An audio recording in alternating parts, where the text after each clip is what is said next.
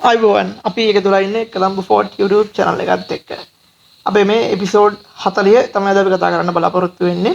අදත් අපේ කතාව පටන් ගන්න කලින් මුලින්ම මතක් කරනවා අපේ channel එක තාම subscribe කරලා නැත්නම් අපේ channel එක subscribe කරන්න. ඒ වගේම ඔයගොල්ලෝගේ යාළුවන්ට බලන්න අපේ channel එක recommend කරන්න. අපේ videos share කරන්න. අපේ videos බලන්න කියලා ඔයගොල්ලන්ට invite කරන්න. ඒ වගේම subscribe කරනකොට bell icon එක click කරලා තියාගන්න. ඒතර අපි වීඩියෝ එකක් දාපු ගමන් notification එකක් එනවා. ඒ වගේම අපි TikTok, Facebook ඉන්නවා follow කරලා තියාගන්න. හරි. අද අපි කතා කරන්න යන්නේ ලංකාවේ 2025 පළාත් පාලන මැතිවරණ ඉවර වෙලා දැන් ඡන්දේ ඔක්කොම ඉවරලා රිසල්ට්ස් දීලා තියෙන්නේ. ඉතින් අපි ඡන්දේ ගැන තමයි දවස් පුරාම කතා කරන්න බලාපොරොත්තු වෙන්නේ. ඔට්ටුව පෙරදිලා දරවල කපලා තියෙන්නේ. නෑ ඒක පොඩ්ඩක් වෙනසක් කරන්න ඉතින් නැවත එක වගේ ඉන්න බෑනේ. පොඩි වෙනසක් කරලා. හරි කෙපුවා. අපි කතා කරමු කියන්නේ ඡන්ද ගැන. මුලින්ම දැන් ඡන්ද ගැන හැමෝම දන්නවා මම රිසල්ට්ස් කිව්වොත් වැඩි බලයක් පිටවල තියෙන්නේ NPP එක එහෙම නැත්නම් ජාතික ජන බලවේගය 339න් 266ක ප්‍රාදේශීය සභා නගර සභා මහනගර සභා 266ක ඒගොල්ලෝ බහුතරය දිනාගෙන දෙන බහුතරය කියලා කියන්නේ 150 නෙමෙයි වැඩිම ඡන්ද අරගත්ත පක්ෂය බවට පත් වෙලා තියෙනවා. ඒ අතරින් 150ක් තියෙන ක්ලීන් මැජොරිටි එක දෙන 116ක් තියෙනවා කිසි ප්‍රශ්නයක් නැතුව ඒගොල්ලන්ට මේ පළාත් සභාව ප්‍රාදේශීය සභාව පිහිටවන්න පුළුවන්. කිසි ප්‍රශ්නයක් නැතුව. ඊට පස්සේ තව ගොඩක් ඒවා දිනා ටයිටයි ගිහිල්ලා තියෙන දේවල් තියෙනවා. ඒවා කියන්නේ ආසන ගාන සමානයි. එහෙම නැත්නම් සමහර ඒවා දින ආසන ගාන වැඩි ඒ වුණාට ඒගොල්ලන්ට මැජොරිටි කියන්නේ 150 ඇවිල්ලා නැහැ. ඒ වගේ තැන්වල ඒගොල්ලන්ට ඉදිරි ක්‍රියාමාර්ග අරගෙන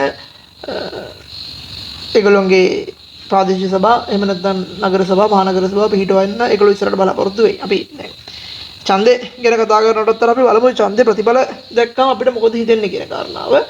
සහ මෙතනින් ඉස්සරහට දැන් ඡන්ද කාල සීමාව ගොඩක් ඉවරන ඡන්ද ළඟ ඡන්ද තුනක් තිබ්බා. ඊළඟට බොහෝ දුරට මේ අවුරුද්දේ ඡන්දයක් එන්නේ නැහැ. ඊළඟ අවුරුද්දේ තමයි පළාත් සභා ඡන්දෙ එන්න තියෙනවා. එතනින් පස්සේ අර තව අවුරුදු 4ක් විතර යනකම් කිසිම ඡන්දයක් නැති කාලයක් තමයි එන්නේ. පළාත් සභා ඡන්දෙත් තව එන්න මාස 6ක් අතර තියෙන හින්දා දැන් අර ඡන්ද ඉවර වෙලා දැන් තමයි නිකන් ආණ්ඩුව ස්ටඩි ස්ටේට් ලෙවල් එකට අවිල්ලා තියෙන්නේ. මේ ඡන්දෙන් මොකක්ද මිනිස්සු ආණ්ඩුවට දීපු මෙසේජ් එක සහ ඒ මෙසේජ් එක ගැලපෙන විදිහට ආණ්ඩුව මොකද්ද ඉස්සරහට කටයුතු කරන්න ඕන කියන කාරණාට අපි කතා කරමු. ඔයාගේ අදහස? මගේ අදහස තමයි දැන් පළාත් පාලන මැතිවරණේ තිබ්බේ 2025. එතකොට සාමාන්‍යයෙන් අපි හැමෝම දන්න දෙයක් සහ ඒක කොමන් නොලෙජ් ඕනම ආණ්ඩුවක් පත් වුණාට පස්සේ ඒ ආණ්ඩුව මුලින්ම විපක්ෂයේ ඉඳලා ආණ්ඩුවකට පත් වුණාම මහා විශාල ජනප්‍රියත්වයකින් තමයි ආණ්ඩුව පත් වෙන්නේ. ඒතකොට දැන් අපි දන්නවා මාලිමාවේ ආණ්ඩුවත් අපේ ජනාධිපතිතුමාට බහුතරය නැති වුණත් එයා ජනාධිපති වුණා කිසි ගැටලුවක් නැතුව ඒ වගේම 169 මන්ත්‍රී ආසන අරගෙන මහ මැතිවරණේ 159ක මන්ත්‍රී ආසන අරගෙන ජාතික ජන බලවේගයට ආණ්ඩුව පිහිටවන්න පුළුවන් වුණා.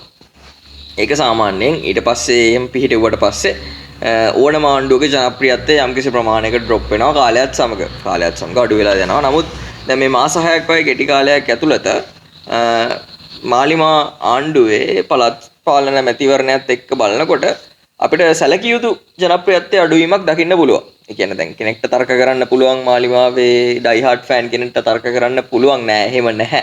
අපිට මේ ඉලක්කම් තියෙනවා මේ ඉලක්කම් තියෙනවා කියලා. නමුත් මහ පොළොවේ යථාර්ථය ගත්තට පස්සේ නියුට්‍රල් බලන මිනිස්සෙක්ට, ඒ කියන්නේ නිර්පාක්ෂිකව බලන මිනිස්සෙක්ට තේරෙනවා යම් කිසි පසුබෑමක් තියෙනවා. ඒ කියන්නේ ආගොල්ලන් දිනපු සමහර කොට්ටාස ඒගොල්ලන් සැලකිය යුතු ඡන්ද ප්‍රමාණයක් අඩු වෙලා තියෙනවා. ඒ විදිහට දැන් උතුරට ගියාට පස්සේ උතුරේ සැලකිය යුතු ඡන්ද ප්‍රමාණයක් අඩු වෙලා තියෙනවා. ඉතින් ඒ බැලුවට පස්සේ ජනප්‍රියත්වයේ අඩුවීමක් දකින්න පුළුවන්. ඉතින් මේකට හේතු විදිහට ගත්තොත් එහෙම මම පුද්ගලිකව දකින කාරණාව තමයි මාලිමාවේ ආණ්ඩුව අපි පත් කරගත්තේ සෑහෙන බලාපොරොත්තු කන්දක් තියාගෙන. කියන්නේ ජනතාවට මහා විශාල බලාපොරොත්තු ගොඩාක් තිබ්බ මාලිමාවේ ආණ්ඩුව මේ දේවල් කරයි කියලා කියන්නේ. මම කියන්නේ හැමෝම නෙමෙයි. නමුත් බහුතරයක් මාලිමාවේ ආණ්ඩුවට ඡන්ද දුන්නේ ඒක බලාපොරොත්තුවෙන්. ඒකත් එක්ක ඒ මහා ආදරයකින් මහා සෙනෙහසකින් දීපු ඡන්දෙන් අර බහුතරය බලාපොරොත්තු වෙනවා දැනෙන වෙනසක් සිද්ධ වෙයි කියලා. ඇගට දැනෙන වෙනසක් ආණ්ඩුවෙන් සිද්ධ වෙයි කියලා. නමුත් ඒ වෙනස ඇත්තරම මිනිසුන්ගේ ඇගට දැනිලා නැහැ. ඒ කියන්නේ ජනාධිපතිතුමාට මීඩියා ඉස්සරහට ඇවිල්ලා හරි කොහෙට හරි යලා ස්මාර්ට් විදිහට කතා කරලා අපි මේ දේවල් කළා කියලා ලොකු ලිස්ට් එකක් ගෙනල්ලා පෙන්නන්න පුළුවන්. නමුත් ඒ කියන්නේ ඒක ඇත්ත වුණත් මිනිස්සුන්ගේ ඇගට දැනෙන්න ඕනේ මෙහෙම වෙනසක් සිද්ධ වෙනවා මේ රට ඇතුළේ මෙහෙම දෙයක් සිද්ධ වෙනවා කියලා ඇගට දැනෙන්න ඕනේ. අර ඡන්දයකට කියන්නේ දැන් අපි දන්නවා ජාතික ජන බලවේගය ගත්තත් ජේපීඑක් ගත්තත් ඒගොල්ලන්ට ස්ටඩි තිබ්බේ 3%නේ නේ.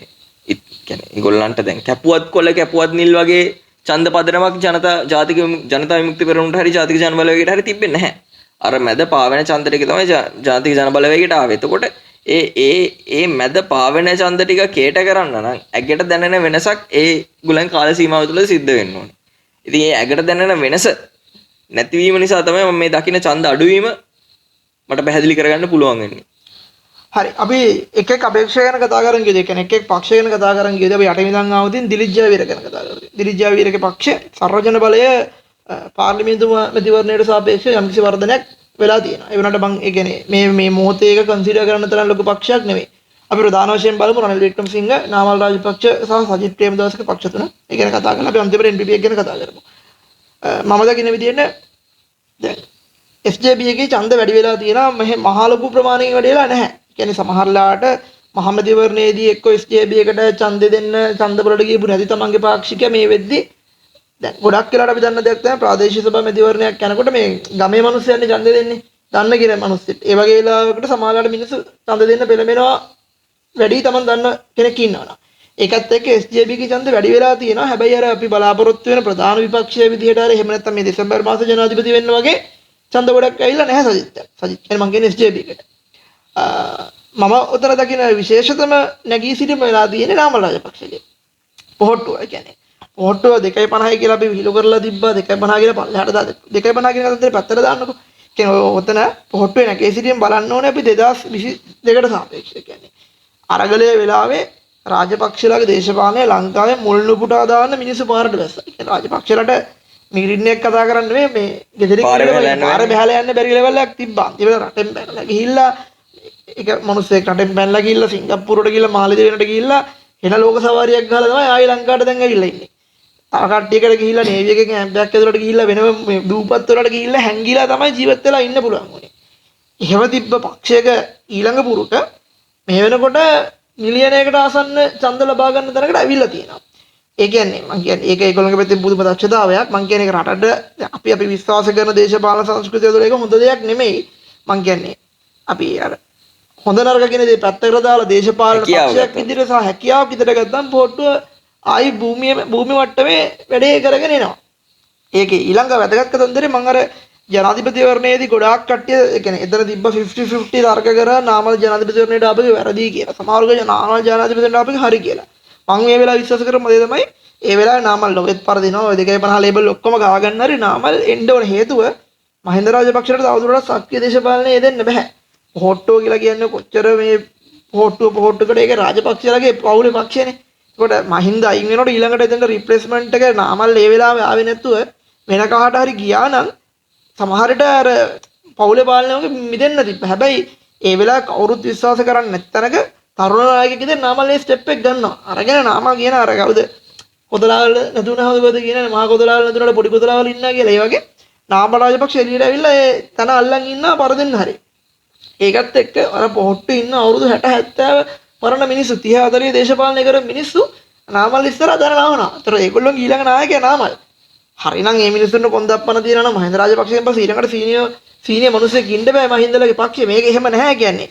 අනිවාර්යෙන් පොහොට්ටුවේ බලය ගන්න නම් ඒක තාත්තෙන් පුතාට වගේ යන ඒ කියන්නේ පරම්පරා පක්ෂයක් වඩපත් වෙලා තියෙනවා. ඒ තන නාමල් අල්ලගන්න ඒ අල්ලගෙන ඉල්ල එක පොහොට්ටුව කියන්නේ පොහොට්ටුව වැලේ වැල්ලා තියෙන පෙරදුනාම පොහොට්ටුව අතහැරලා දාලා ගියපු පොහොට්ටු ඊට සමාජිකයෝ ආයි පොඩ මහගෙදරට එනවා. ඒකත් එක්ක තමයි ඒගොල්ලෝ මේ සැලකිතු ඡන්ද පදනම වැඩි කරගෙන තියෙනවා. සහ විහිළුවට හරි සෝෂල් මීඩියා වල යන 2019 ජනාධිපති නාමල් තමයි මේ යන විදිහට කිව්වොත් නාමල් ජනාධිපති වෙනවා කියන එකේ නෙගටිව් මාකටිං එක ඒගොල්ලෝ සෑහෙන්න ලොකු පොසිටිව් මාකටිං එකක් වඩපත් කරගෙන තියෙනවා. ඒ නාමල් ගැන සෑහෙන්න අපිට නාමල් ගැන නෙමෙයි කියන්නේ මේ නාමල් ජනාධිපති ඔය කියන හැෂ්ටැග් දෙක එකට යනවා.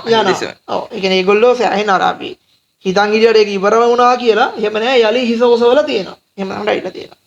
SJB ගැන ඉතින් කියන්න දෙනවා නම් SJB ගැන ඇත්තටම කනගාටුයි. ඒ කියන්නේ SJB එකට තියෙන ප්‍රශ්නේ මං කියන්නේ හිතන්නේ හොඳ නායකත්වයක් නැති ප්‍රශ්නේ.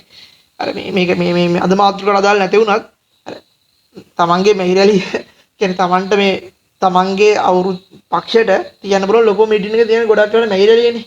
ඒක ඡන්දයකට දවස් 6කට කලින් මෙහිරලි සෙට් නැගෙන ජැක්පොට් එකක් ඇදිනවා වගේ. තමන්ගේ වලේ උඩරිම විදියට ලෝකෙට මේ රටටම පෙන්නන්න පුළුවන් පාක්ෂිකව ගෙන්නලා මොරාල් කරලා යවන්න පුළුවන් අවස්ථාවක් තියෙන දවසක මේ වෙලාවෙන් half day දාලා පොර යනවා ඉරාජ්‍ය ෂෝ එකට කතා කරන්න. ඒක මං ඇත්තටම ඉතින් හිටියේ බොරු කියලා. ඉතින් ඇත්තටම එදා හවස ඒක තිබිලා තියෙනවා. ඉතින් මං දන්නේ ඒ වගේ අපරිණිත නායකයෙක් එක්ක නම් සමගිජන බලවේග ඉස්සරට යන්න දන්නේ. මං හිතන්නේ තව අවුරුදු ගානකට සමගිජන බලවේගයට ඡන්ද පදනම් වැඩි කරගන්න පුළුවන්. ඊට සාපේක්ෂව ඉතාවේගෙන් නමල් නැගගෙන එනවා. ඒතර අර දැන් මේ දකුණේ යුරප් බලාපොරොත්තු වෙන දේශපාලන මේ මොනවාද ඡන්දදායකයන්ට එහෙම පේන දෙයක් මානක දකුණේ යුරක් නැහැ. ඉතින් වම් යුරු තමයි තියෙන්නේ. හරි. නමල් කියන කිසිම අපි කතා කරා SJB එක ගැන කතා කරා. NPP එකේ කඩා වැටීම කියන්න පුළුවන්. කඩා වැටීම කියන වචනේ පාවිච්චි කරනද මෙහෙම දෙමුකෝ. NPP එක මොකද වුනේ? හරි මම දකින දේ. පාකිය උපදන්දරම 100%ක් එකඟයි. මිනිස්සු බලාපොරොත්තු වෙච්ච දේවල් මේ මාස 6 ඇතුළත ඉටු කරන්න බැරි විදිහ. මම දකින විදිහට මේ ඡන්ද මෙහෙමනේ. කිසි කතන්දරයක් නැහැ. මැජොරිටි එක NPP එක දිනලා ඉවරයි. 140 ගාණක් තියෙනවා. ඒක හරි අනිත් පක්ෂ වලට සාපේක්ෂව. හැබැයි අපි දැන් NPP එක කම්පෙයාර් කරන අනිත් පක්ෂ වලට සාපේක්ෂව නෙමෙයි. ඒගොල්ලෝ පාර්ලිමේන්තු මැතිවරණය ඒගොල්ලෝ දීපු ඒගොල්ලෝ බාරක උඩින් තිබ්බනේ. ඒ බාරකට සාපේක්ෂව තමයි NPP එක මැනෙන්නේ දැන්. ඒතකොට කිසි කතන්දරයක් නැහැ. ඒගොල්ලන්ට බොහොම පැහැදිලිව ස්වයං විවේචනයක් කරලා පිළිගන්න වෙනවා. අඩු වෙලා තියෙනවා. ඒකට හේතු කියන්න මම දැක්ක කියලා දෙන මේ විසක් පොයේ ලොන් වීකෙන්ඩ් ඉඳ මිනිස්සු ඡන්ද දාන්න කියන්නේ. ඒතකොට ඡන්ද දාන්න කියලා දෙන අනිත් පක්ෂ වල විතරද? කවුද පක්ෂෙන්ද කියලා තියෙන්නේ? පක්ෂෙන්ද කියලා? අන්දක මහින්ද කියලා තිබ්බේ. මහින්ද කවුද? මහින්ද ජයසිංහ ගම්පා මෙහෙම සෝෂල් මීඩියා එකේ පෝස්ට් ඉඳලා ඇත්ත නැද්ද කියන්න ෂුවර් කරන්නත් බෑ. මේ හරියට ඉලක්කම් වලින් කියනවා නම් අපේ ජනාධිපති වර්ණය අපි අතාරියමුකෝ. ඒක මේ අඩු ගානක් නෙගතද මහමැතිවරණ අන්තිමට තිබ්බ එක මහමැතිවරණ 68 ලක්ෂ 63 දවස් ගානක් ඡන්ද වැටෙන NPP එකට ඒක 45 ලක්ෂ ගානකට අඩු වෙලා තියෙනවා. අපි percentage wise ගත්තොත් 161ක් තිබ්බ එක 143කට අඩු වෙලා තියෙනවා. බොහොම පැහැදිලි අඩුවීමක් තියෙනවා. දැන් SJB එක ගත්තොත් 19 ලක්ෂ ගානක් තිබ්බ එක 22 ලක්ෂ ගානකට. පොඩි ලක්ෂ 3 විතර පොඩි ගානක්. රනිල් වික්‍රම අපිට රනිල් වික්‍රමසිංහ කතා කරන්න බැහැ. රනිල් වික්‍රමසිංහ කලින් ලක්ෂ 5යි තිබ්බේ ඒක 4,88,000ක් දක්වා අඩු කරගෙන තියෙනවා. නාමල්ලගේ තමයි විශාලතම නැගී සිටීම තියෙන්නේ 3.14 ඉඳලා 9.17 දක්වා වැඩි වෙලා තියෙනවා. දිලිත් ජයවීරගේම කියන තර ලොකු වෙනසක් නැහැ. ලක්ෂකින් විතර වැඩි කරගෙන තියෙනවා. 1.78 2.94 දක්වා වැඩි කරලා තියෙනවා. දිලිත් ජයවීර. රනිල් වික්‍රමසිංහ හිතන් ඉන්නවා රනිල් වික්‍රමසිංහ කියලා කියන මාර පරිණත නායකයෙක් කියලා. අර අටවන විශේෂ ප්‍රකාශ රජතුමා කියලා කියන්නේ. සතියකට සැරයක් විශේෂ ප්‍රකාශයක් කරනවා එයා. එක්ක මාධ්‍යයට ගෙනල්ලා විශේෂ ප්‍රකාශයක් කරන එක්ක ලියුමක් තාන කාඩර ඒ කියන්නේ එයා හිතන් ඉන්නවා එයාගෙන් ගුරුහරුකම් අරගන්න ඕනේ මේ දැන් මේ මේකට තේරෙන්නේ නැහැ මේක කරගෙන යන්න මේ මගෙන් අහන්න ඕනේ කියලා තැන තමයි එයා හිතන් ඉන්නේ මේ ඡන්ද දිහා බැලුවා නම් එයා තේරුම් ගන්න ඕනේ දිගින් දිගටම එයාව තවදුරටත් මිනිස්සු ප්‍රතික්ෂේප කරලා තියෙන්නේ ඒ කියන්නේ ලංකාවේ යම් ජන කොට්ටාසයක් හිටියා දේශපාලනය ගැන ඒගොල්ලෝ සවිඥානික නැහැ දේශපාලනය ගැන සක්‍රිය නැහැ දේශපාලනය අදාළ නැහැ තමන් අපි හම්බ කරොත් අපි කරන ලෙවල් එකේ මිනිස්සු ටිකක් හිටියා ඒ මිනිස්සුන්ට 2022 තේරුණා අපි හම්බ කරත් කන්න බෑ කියලා. එතකොට මේ මිනිස්සු හැරලා බැලුවා දේශපාලනයේ දිහා. ඒ වෙලාවේ රනිල් වික්‍රමසිංහ තමයි පත් වෙලා ඒ තිබ්බ අර්බුදකාරී වාතාවරණය නැති කරාට පස්සේ එතනින් එහාට ආයේ ඒගොල්ලන්ට ඒකේ අගක් මුලක් කොනක් දුරක් පේන්නේ නැහැ. ඒගොල්ලෝ බලන්නේ හරි අපිට තෙල් නැතුව තිබ්බා, අන්න නැතුව තිබ්බා, මෙහෙම ප්‍රශ්න ටිකක් තිබ්බා. රනිල් ආපු ගමන් ඒ ටික හරි ගියා. එහෙනම් රනිල් තමයි මිනිහා කියලා හිතලා බලලා රනිල්ට ඡන්ද දීපු කොට්ටාසයක් හිටියා. ඒතර රනිල් විශ්වාස කරා හරි මේ විදිහට නම් මට තවදුරටත් ඡන්දකින් දිනන්න පුළුවන් කියලා. මේ අන්තිම මැතිවරණ තුනේම පිට රනිල් වික්‍රමසිංහ බොහොම දරුණු විදිහට පරාජයක් අත් කරගෙන තියෙනවා. ඉතින් ඒකෙන් දැන් රිටයර් වෙලා ගෙදරට යන්න තමයි කියලා තියෙන්නේ. එතන ඉතින් රනිල් වැරද්දක් කියන්නේ ඔය 2022 දී කරන්න පුළුවන් හොඳම දේ රනිල් කරා. නමුත් රනිල්ව ඒත් ප්‍රතික්ෂේප කරනවා මිනිස්සු. ඒකට හේතුව තමයි මිනිස්සු දකිනවා මේකට මේ පැලස්තර විසඳුම් ගාලා හරියන්නේ නැහැ. මේ ඇතිවෙච්ච අර්බුදය 2022 වෙනකන් ඇතිවෙච්ච අර්බුදේ එක පුරුකක් තමයි රනිල් වික්‍රමසිංහ කියලා කියන්නේ. ඒක මිනිස්සු දැන් තේරුම් අරන් තියෙන්නේ. ඉතින් ඒකයි හින්දා තමයි එයා කොච්චර හොඳට වැඩ කරත් එයා ප්‍රතික්ෂේප වෙන්නේ. දිගින් දිගටම ප්‍රතික්ෂේප වෙන්නේ හේතුව. ඉතින් ඒක එයා තේරුම් ගන්න ඕනේ. එයාගේ දේශපාලනය දැන් මැරිලා ඉවරයි. ඉතින් දැන් අලුත් නායකත්වයකට ඉඩ දීලා මේ දකුණු යුර ශක්තිමත් වෙන්න පුළුවන් පක්ෂයක් විදිහට එක්සත් ජාතික පක්ෂය ගොඩනගන්න දැන් එයා පැත්තකට වෙන්න ඕනේ. මම දන්නේ තාම එල්ලිලා ඉන්නවා. ඊට පස්සේ අපි NPP එක ගැන කතා කරමු. NPP එක අපි දැන් කොණගිනන් පටන් ගමු. මොකද වුනේ කියලා. ජනාධිපතිවරණය ඉවර වෙලා දැන් ජනාධිපතිවරණය ඉඳලා මේ කැබිනට් එකේ 3 දෙනෙක් හිටියේ. ඒක අපි අමතක කරලා මහමැතිවරණයෙන් පටන් ගමුකෝ. ඒක ජනාධිපතිවරණය සහ මහමැතිවරණය අතර කාල සීමාව මාසෙකමාරක් විතර දුර කාලයකට කරන්න ලොකු දෙයක් නෑ. අපි මහමැතිවරණයෙන් පස්සේ මොකද වුනේ කියන කාරණා බැලුවොත් දැන් මේ ආණ්ඩුව ආවේ මොකක් මොන ආණ්ඩුව කියලා දාවේ? දැන් මෛත්‍රීගේ ආණ්ඩුව ආවේ යහපාලන ආණ්ඩුව කියලා. අනුරගේ ආණ්ඩුව ආවේ පුනරුද ආණ්ඩුව කියලා. කියන්නේ පුනරුදයක් ඇති කරලා පුනරුද ආණ්ඩුව කියලා ආපු ආණ්ඩුවට අද වෙනකොට පැදිලා දෙන්න නම් මොකද්ද? අද වෙනකොට දෙන්නේ පච ආණ්ඩුව. එහෙම නැත්නම් බොරු කියන ආණ්ඩුව කියලා. ඒක සූක්ෂම විදියට විපක්ෂ කට්ටිය හරවගත්තාර පුනරුද කියන වචනේ ලේබල් එක ගලලා පච ආණ්ඩුව කියන දරට ගෙනාවා. ඒකට මාර ලොකු කාර්යභාරයක් කරා විපක්ෂයේ කට්ටිය සහ විපක්ෂයේ මඩ බලකාය. ඒකටම ලොකු දවවක් කරා ආණ්ඩුවේ ඉන්න මැතිවරුත්. පළවෙනි දේ පටන් මම කියන පළවෙනි පොයින්ට් එක මම මේක කියන්න කර පොඩි කතාවක් කියනවා. මම පොඩි දෙයක් ඇඩ් කරන්න. දැන් ඒක ඇත්තට විපක්ෂයේදී හැකියාව. ඒක උන්ට බයින්න බෑ. මොකද ඒගොල්ලෝ දේශපාලනය කරනවා. දේශපාලනය. ඒක බලන්න මොන හරි කරලා බලය ලබා ගන්න. ඔව් ඒක ඉතින් ඒගොල්ලෝ ලස්සනට මැනිපියුලේට් කරා. ඒකට ඉඩ දුන්න එක මාලිමාව යන්න වැරද්දා. හරි. අර මේ විහිළු කතාවක් තියෙනවා අහලා තියෙනවද දන්නේ නැහැ මේ වාහනේ ඉරක් කපලා නවත්තන පොලිසිය. ඊට පස්සේ අහනවා ඉර කැපුවා නේද මහත්තයා මේ මොනවාද බහින්න වාහනේ ගිහලා කියනවා නෑ මම බීලා ඉන්නේ කියන ඩ්‍රයිවර්. ඊට පස්සේ කියනවා මේ මොනවාද ලයිසන් ඉන්ෂුරන්ස් දෙන්න ආදායම් බලපත්‍ර දෙන්න ආදායම් බලපත්‍ර දෙන්න මම මේ හොරගම් කරගෙන ආපු වාහනයක් කියලා. ඊට පස්සේ කියනවා මේ ඩිගිය මොනවත් තියනවා ඩිගිය අරින්න බෑ ඩිගිය මිනිහක් ඉන්නවා කියලා. ඊට පස්සේ පොලිස් කාර්යාලයලා ළඟ ඉන්න අනිත් පොලිස් කාර්යයක් කතා කරලා මේ බ්ලොක්කට කතා කරලා කියලා මේ ඩිගිය මේකක් තියෙනවා කියලා අර අනිත් පොලිස් කාර්යාලයලා කියනවා අරපන් ඩිගිය කියනවා. ඩිගිය ලබලා මුකුත් නැහැ. ඊට පස්සේ මේ ආදායම් බලපත්‍ර දෙනවා. ඔව් තියෙනවා කියලා ආදායම් බලපත්‍ර දෙනවා. ඊට පස්සේ මේ කියනවා නෑ නෑ මේ බීලා දෙන්නේ කියලා. මම බීලා නෑ කියලා ඉවල බීලා නෑ කියලා. ඊට පස්සේ ඌ කියනවා මේ බලන්න ඉතින් මහත්තයා මේ යන විදිහට මෙයා තව ටිකකින් ගියා මං ඉරකුත් කැපුවා කියයි කියනවා. හරිද? ඒ කියන්නේ වෙන්නේ මොකද්ද? දැන් මම ඒකට ගාවන්නම් කොතනද දෙක ගැලපෙන්නේ කියන කාරණාව ආණ්ඩුව පත් වෙනකොට කොච්චර කරත් විපක්ෂ පොඩ්ඩක් බය වෙලා තිබ්බා. විපක්ෂ සහ මිනිස්සු ඔක්කොම හිතුවා මේ NPP ආණ්ඩුව ආපුවාමයි මේක හොරබරු වංචා නැහැ පට්ට සොලිඩ් ආණ්ඩුවක් එන්නේ. මේගොල්ලොත් එක්ක අපිට කතා කරන්නත් නිකන් බය හිතෙන්නේ නැහැ. හෙන වැදගත් ඉදිරියේදී කියලා. පළවෙනි ගල ගැහුවා අශෝක රංගල.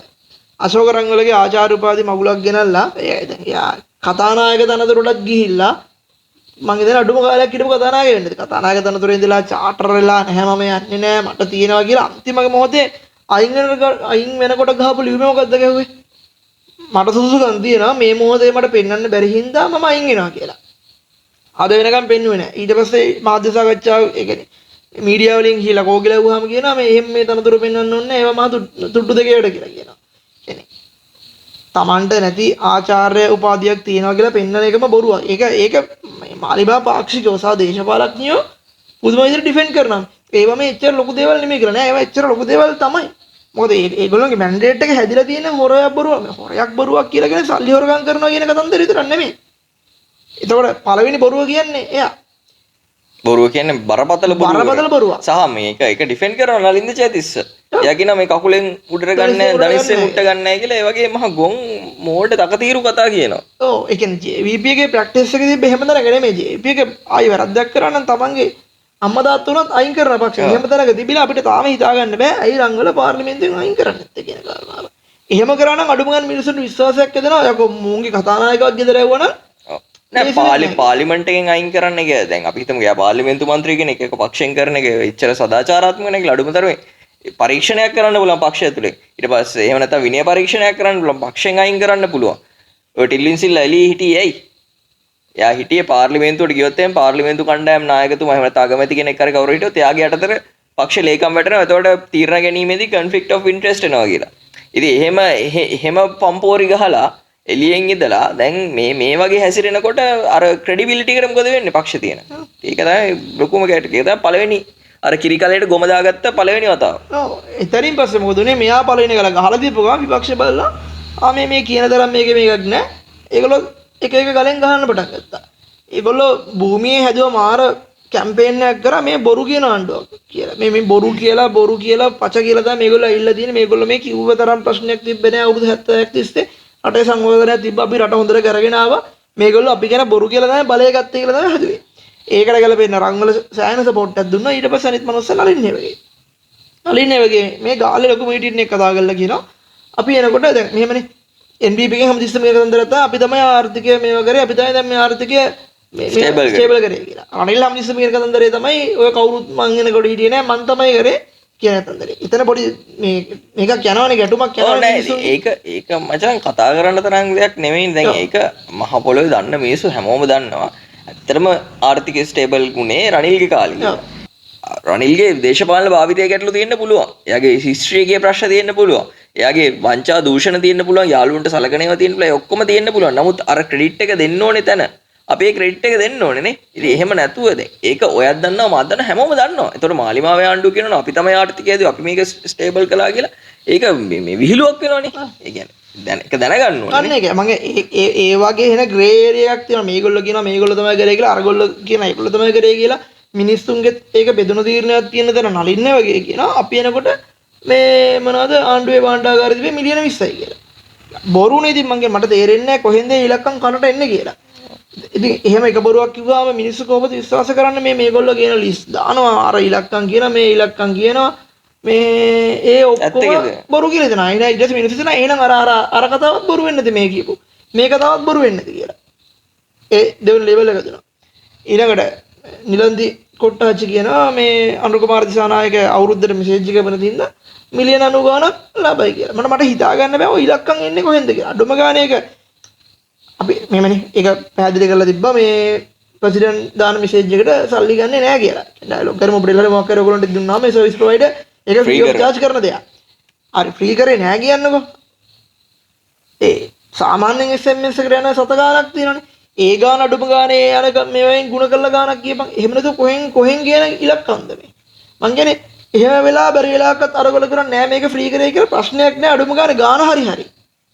කියන බලා මම දන්නේ නැහැ ෆ්‍රී කරේ කියලා. හැබැයි මෙන්න මෙච්චර මුදලක් යනවා සාමාන්‍යයෙන් මෙච්චර SMS දාන්න කියලා හරි කියන්න තියෙනවා. එහෙමවත් ඩිෆෙන්ඩ් කරන්න බෑ ඒක. ඒ කියන්නේ ඒවම ඒක මචං කියන්න දේවල් නෙමෙයි. ඒ කියන්නේ SMS එකද මං කියන එක දැම්මත් කමන්නේ. ඒ කියන්නේ මේ මිලියන ගාන ඉතුරු කරලා මේ රටක් හදන්න බෑ. ඒ කියන්නේ රටක බජට් එකත් එක්ක කම්පෙයාර් කරනකොට මේ මිලියන පොඩි ගාණක් කියලා කියන ඇත්තටම ඉතාසුළු ප්‍රතිශතයක්. ඉතින් ඊට වඩා කරලා පෙන්වන්න පුළුවන් වැඩ තියෙද්දි මේ මොනවාද මේ කියන සීනි බෝල කතා. ඒ වගේ කියන්නේ ඔය නිලන්ති කොට්ටාච්චි කලින් නිල් බලකායේ තිරෙබෙක් කියන්නේ මේ ජීවිතේට සම්බන්ධ කරගන්නකොටත් බලන්න ඕනේ ඉතින් මේ කොයි ලෙවල් වල ආයේද මේගොල්ලන් කියලා. ඊට පස්සේ චන්දර මේ දවස් දෙක තුනක් තියලා අගමැතිතුමිය අගමැති කෙනෙක්ට ගැලපෙන්නේ නැති දේශපාලනඥයෙක්ටත් ගැලපෙන්නේ නැති මෝඩ කතාවක් කියනවා මීටින් එක. මේ කැමරාව ඔක්කොම ඉස්සරහා කියනවා. එහෙම ඒ කියන කතන්දරේ අපි හරියට විශ්ලේෂණය කරලා බැලුවොත් ඒකේ ලොකු ප්‍රශ්නයක් තියෙන කතන්දර නෙමෙයි. යා කියන්නේ අදරයින් පස්සේ මෙතන මැතිවරණ මේ අපිට එහෙම ප්‍රචාරණ කටයුතු කරන්න බෑ.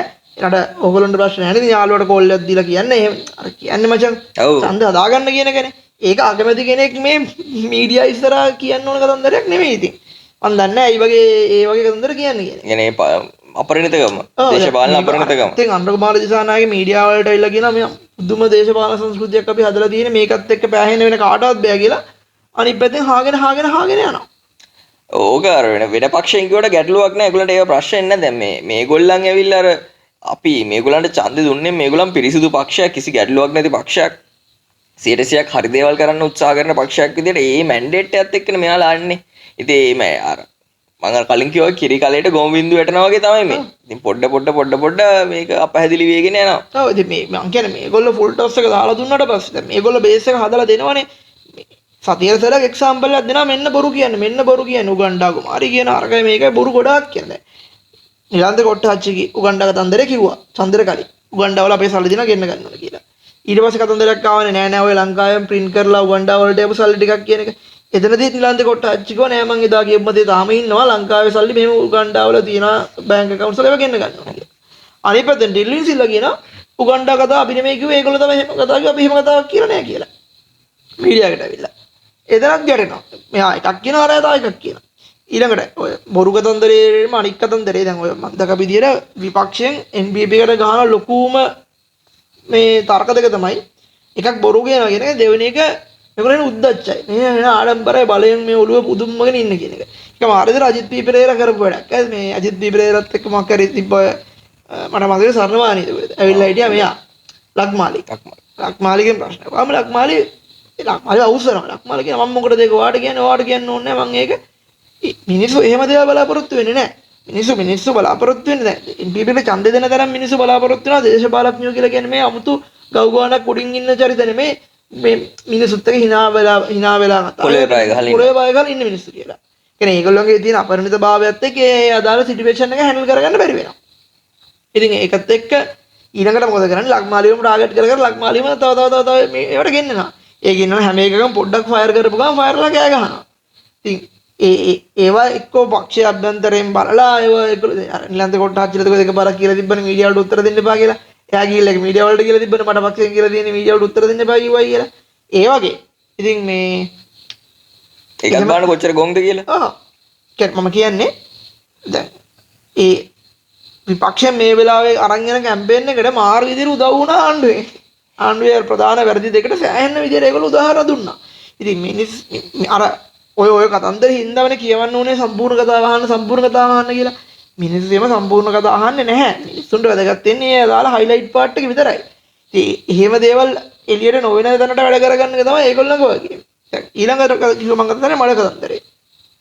විපක්ෂයෙන් අපි දැක්කා දරුණු විදිහට මඩ ප්‍රචාර වදිනවා NPP එක. ඒ NPP එකේ മന്ത്രിවරු සහ ඇමතිවරු කියපු නැති කතා ඒගොල්ලෝ කිව්වා කියලා පෝස්ට් ෂෙයා වුණා.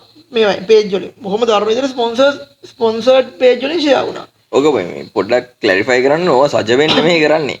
පොහොට්ටුවෙන් සජබෙට ඔච්චර හැකියාවක් නැහැ. ඒ කියන්නේ පොහොට්ටුට ක්‍රෙඩිට් එක දෙන්න ඕනේ. ඒ කියන්නේ විපක්ෂයේ භූමිකාව ඇත්තටම මේ වෙලාවේ කියන්නේ පොහොට්ටුට ඡන්ද නැති වුණත් පොහොට්ටුව තමයි කරන්නේ. අර ගොල්ලන් කරන දෙයක් නැහැ.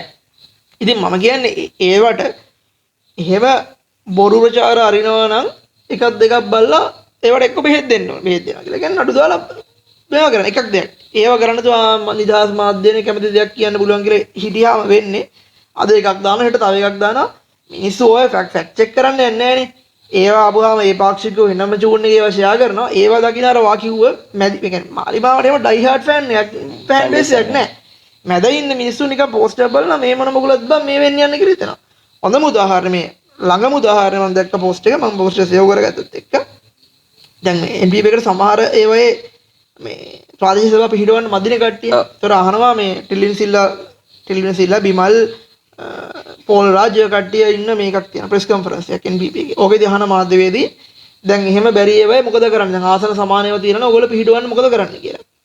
ටිලින් සිල්ලා පැහැදිලිව කියනවා ජනතාව විසින් ප්‍රතික්ෂේප කරපු පක්ෂ කිහිපයක් දෙනවා නම් වලින්ම කියනවා. සමගි ජන බලවේගයේ පොහොට්ටුව සර්වජන බලවේගය එක්සත් ජාතික පක්ෂයේ නම් ටික කියලා කියනවා. ඒගොල්ලෝ කිසිම කෙනෙක් එක්ක අපිට කිසිම සම්බන්ධයක් නැහැ. අපි ඒගොල්ලොත් එක්ක එකතු වෙන්නේ නැහැ. නමුත් සමහර ප්‍රාදේශීය සභාවල ඉන්න ස්වාධීන කණ්ඩායම්. ඒ ස්වාධීන කණ්ඩායම් වල ඉන්න ප්‍රගතිශීලී මිනිස්සුත් එක්ක අපි කතා කරලා ඒගොල්ලෝ අපිට අපේ ගෙනියන වැඩ පිළිවෙලට උදව් වෙන්න කැමති නම් අපි සහාය අරගන්න සාකච්ඡා කරනවා. ඒකේ ප්‍රශ්නයක් නැහැ නේ කියලා. හැබැයි මේ වෙද්දී සෝෂල් මීඩියා වල යනවා සභාවන්හි බලය පිළිපීමට ප්‍රගතිශීලී මිනිසුන් සමග එක කටයුතු කිරීමට සූදානම් ටිලින් සිල්ලාගේ නිවේදනයක් කියලා යටින් එනවා. ඉතින් ඒකට අර පේජ් එකෙන් ඇඩ් කරන කැල්ල මෙහෙමයි අනිත් පක්ෂවල ඉන්න හොරු කියලා කිව්ව තමයි. හැබැයි අපිට එකතු වෙනවා නම් හොරු නෙමෙයි කියලා. දැන් ඒ කියන්නේ අන්තිමට කියන් යනවා අන්තිමට උනුත් එකයි දැක්කනේ උන්ට බලය පිළිව ගන්න ඕන නම් අර උන් එක්ක ඩීල් ගන්නවා කියලා. මේ වෙද්දී ඒක අරන් යනවා ලන්සුත් එක කියනවා. මාලිමාවේ මේ වෙද්දී කෝටි මෙච්චරක් වෙන් කරලා තියෙනවා මේ විපක්ෂ කට්ටිය වැද ගන්න. කෝටි මෙච්චරක් ලන්සු දීලා තියෙනවා කියලා. බොරුනේ හද්ද බොරු. මම දැක්ක අනිත් පැත්තට බිමල්ද කොයිද කියලා දෙනවා. එහෙම කිසිම සතයක්වත් දෙන්නේ නැහැ. එහෙම තිබ්බතින් මේ අල්ලයි රේ දානවා කියලා.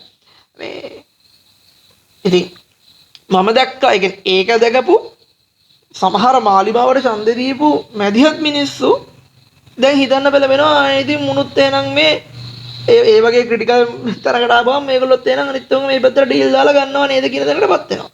ඉතින් ඔය එක උදාහරණයක් විතරයි. මම කියන්නේ ඔගේ සාරාංශය අශෝක රංගල තමයි මෑන් ඔෆ් ද මැච්. එයාට දෙන්න ක්‍රෙඩිට් එක මේ පොඩ්ඩකින් හරි මේක අඩු වෙන ඕනා නම්. ඒ කියන්නේ ආණ්ඩුව ඇත්තරම මේ පසුබෑමට ප්‍රධානතම හේතුවක් විතර මම දකින්න අශෝක රංගල. දෙවෙනි එක මේ බොරු කියපු සෙට් එක. බොරු කිව්වනේ. ඉතින් බොරු කිව්වේ නෑ කියන්න බෑනේ. ඇත්තටම බොරු කිව්ව ආණ්ඩුවක් වෙලා තියෙන්නේ. බොරු කිව්වනේ. තුන ඔය ගහපු මඩ ප්‍රචාර වලට ඒගොල්ලෝ ඇක්ෂන් ගත්තේ නැති එක. සෝරි ඩිස්ටර්බ් කරාට. මේ දැන් ඇත්තරම මේ මොකද මම කියන්න ගියේ. ඉතින් මාලිමාවට බලය දැන් අපි හිතමු බලය ගන්න බොරු කිව්වා කියලා. බලය දැන් තියෙනවානේ. දැන් මොයි බොරු කියන්නේ. දැන් ඇයි මේ ඉලක්කම් කියන්නේ? දැන් ඇයි මේ මෙච්චර මේ වුණා මෙච්චර මේ වුණා කියන ඉලක්කම් දැන් අපිට වැඩක් නැහැ. දැන් වැඩ කරලා පෙන්නන්න. මේ කවුරු හරි හොරකම් කරා නම් එයාට විරුද්ධව නඩු දාලා ඒ අධිකරණ ක්‍රියාමාර්ග ගන්න. ඒ අධිකරණ ක්‍රියාමාර්ග ආණ්ඩුවේ මීඩියා තියෙනවා. ඒවයින් මිනිසුන්ට ප්‍රචාරය කරන්න. අපි මේව කරනවා ප්‍රශ්නයක් නැහැ ඉතින්. හොඳ දෙයක් නේ. හොරුවල් වෙලා ඉරේ දාන්නවා සහ ඒක ප්‍රචාරය කරනවා කියන්නේ කවුලක් නැහැ. ගැටලුවක් නැහැ. කවුරුත් විරුද්ධ වෙන එකක් නැහැ. ඉතින් අන්න ඒ වැඩ ටික කරලා පෙන්නන්න. නිකන් ස්ටේජ් උඩ මෙච්චරයි කිය ඉලක්කම් කියව යන තරම් දෙයක් නැහැ නේ. ලිස්ට් එළියට දාලා. ඔව් ලිස්ට් එළියට දාන්න තරම් දෙයක් නැහැ. දැන් ඕගලන්ට බලය තියෙනවා. ඒ බලයට දාලා වැට්ටික් කරගන්න. ලිස්ට් බලන්න දැන් අපිට ඕනේ නැහැ. දැන් අපිට ඕනේ වැඩ ලිස්ට් එකක් දාලා තියෙනවා දැන්. වෙන වැඩ මොකක්ද ඉෂ්ට එක? රනිල් වික්‍රමසිංහ විදේශ සංචාර වලට කිව්වේ දැන් ටික.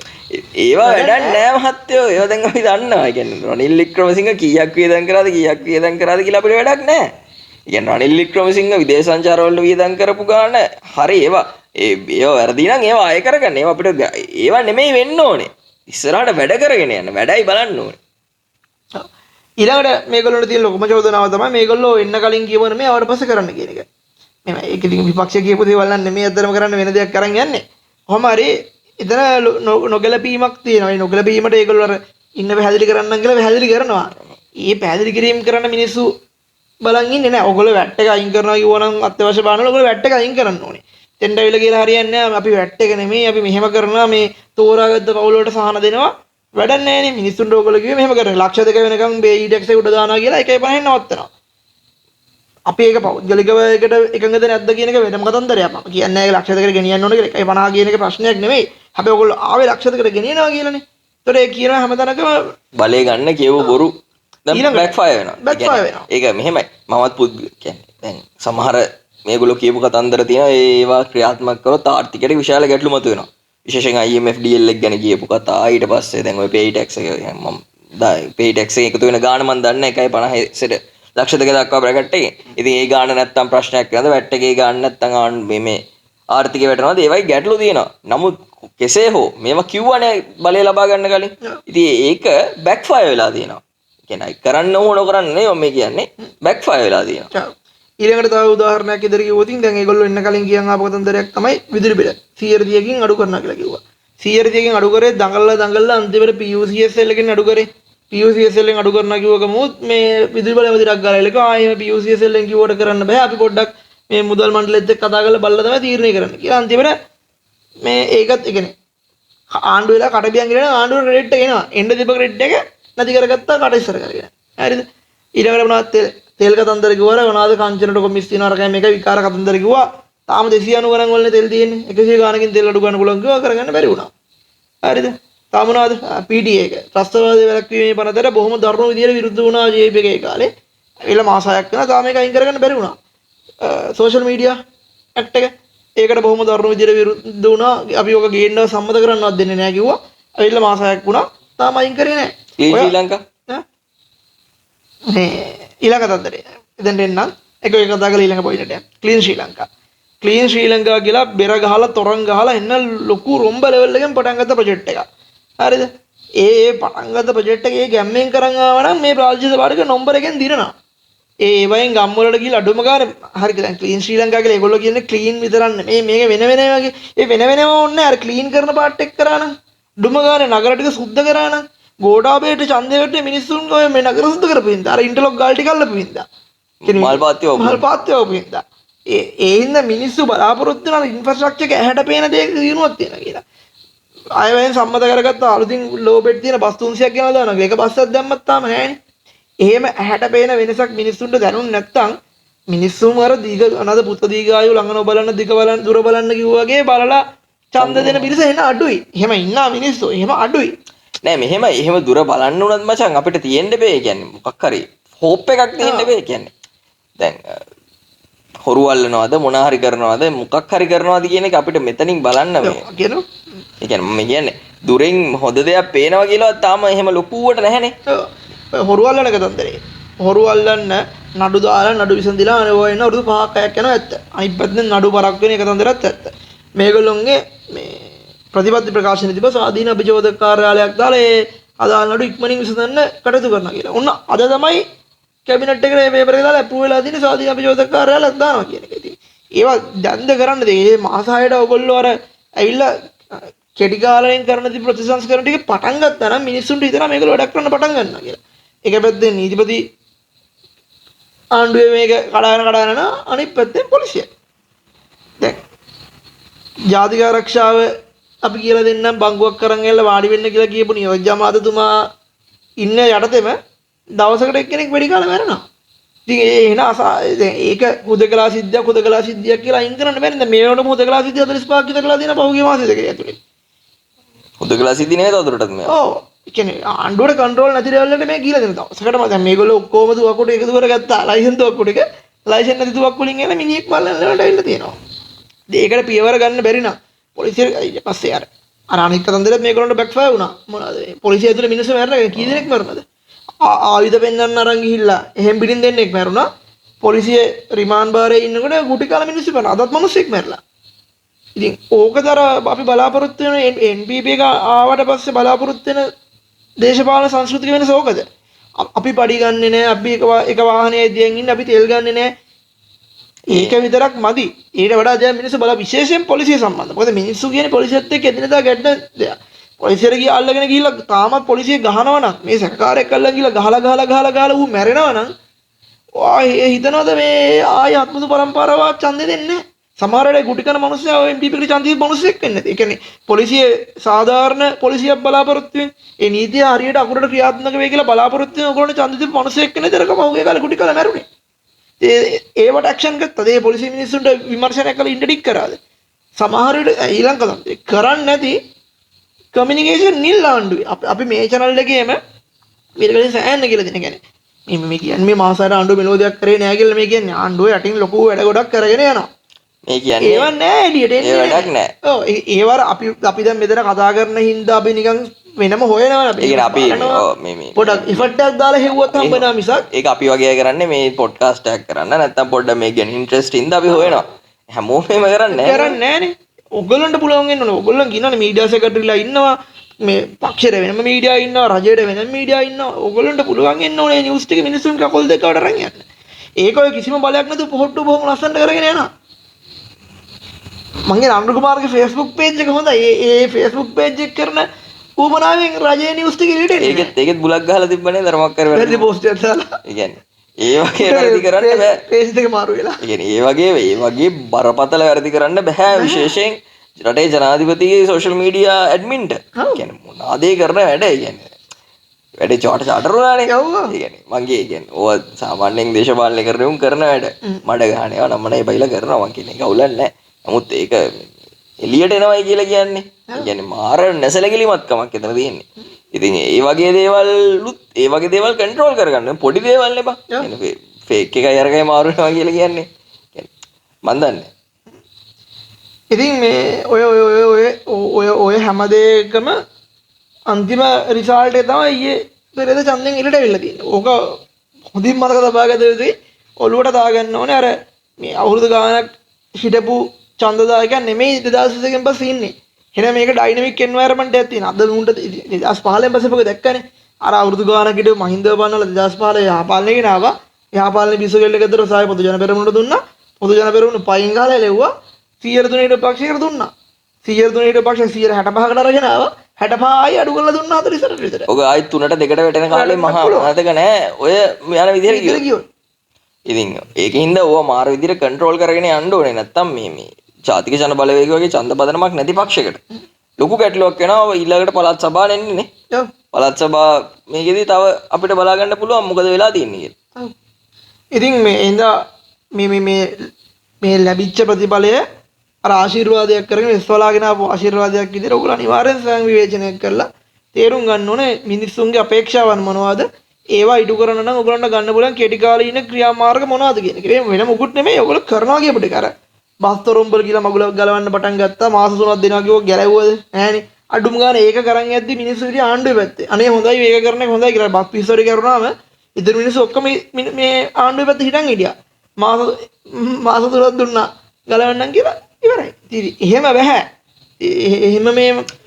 එහෙම පොලිස්පති වල්ල ගන්න පුළුවන් වුණාද? ඇවිල්ලා බාර වෙනකම්. ඉතින් ප්‍රසන්න රණවීර වල්ල ගන්න පුළුවන් වුණාද කියලා පොලිස්පතින් නම් කියන්න පුළුවන් පොලිසිය ඇතුලේ සපෝට් එක දෙන කියලා. ප්‍රසන්න රණවීර මේ අඬු බලය නැති පෙරදුණු විපක්ෂී නෝනසේ අන්තිරයිල බාර වෙනකම් හොවා ගන්න බැරි වුණා.